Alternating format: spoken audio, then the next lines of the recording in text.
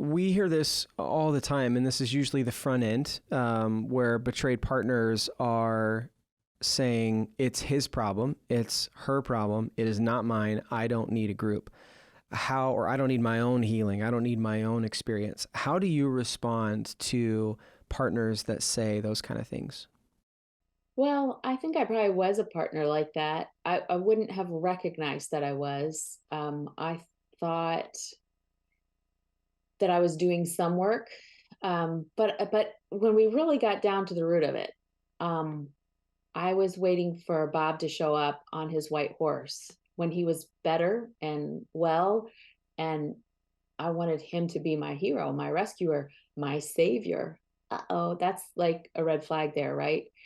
And I didn't realize it till when Bob left that residential inpatient treatment, we both agreed. And that was such a cool God thing because God revealed it to us on the same day. So he was there at the program and I was here at home. And um, he called me that night and he said, "Baby, you're not going to like this, but I feel like God is leading me to leave here." And I said, "Well, that is exactly the sense that God gave me Wow, today, too." that's cool.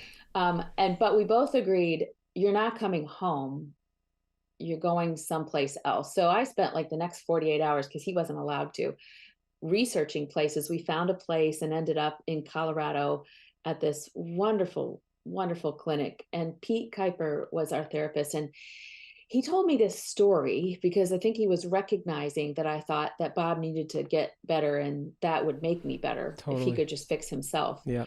And he said, "Dana, if you were at a restaurant and you were walking to the ladies' room and you walked by one of those swinging doors to the kitchen and the waiter happened to swing through it the moment you walk past it and your nose is bloody, like it is, you need cauterized. It's not like just a little bit, it's a big gush. You have a problem."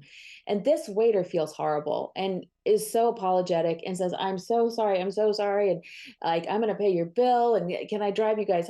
Like everything, right? They do everything they can.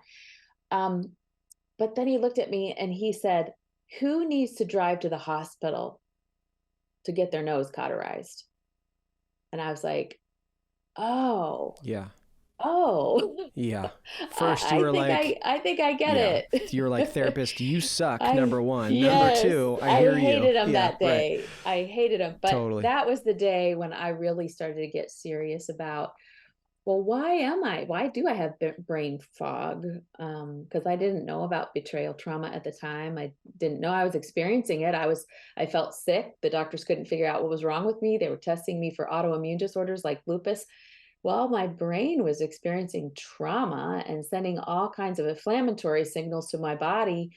And what my brain was really trying to say was, "Dana, take care of yourself. Take your nose to the hospital, get cauterized. Bob can't do it for you." And when I started to do my own work, it changed the story. Not only did I start to get better and overcome some of those betrayal trauma symptoms, but wow, it took the pressure off my husband. He wanted to fix me. He felt responsible for his sin. He so wanted me to be well, but he is no more my savior than my dog is my savior. Jesus alone can do that. And he wants me to drag my own heart to community so that I can experience that. Yeah, I love the metaphor. You got hit by a swinging door. Mm-hmm.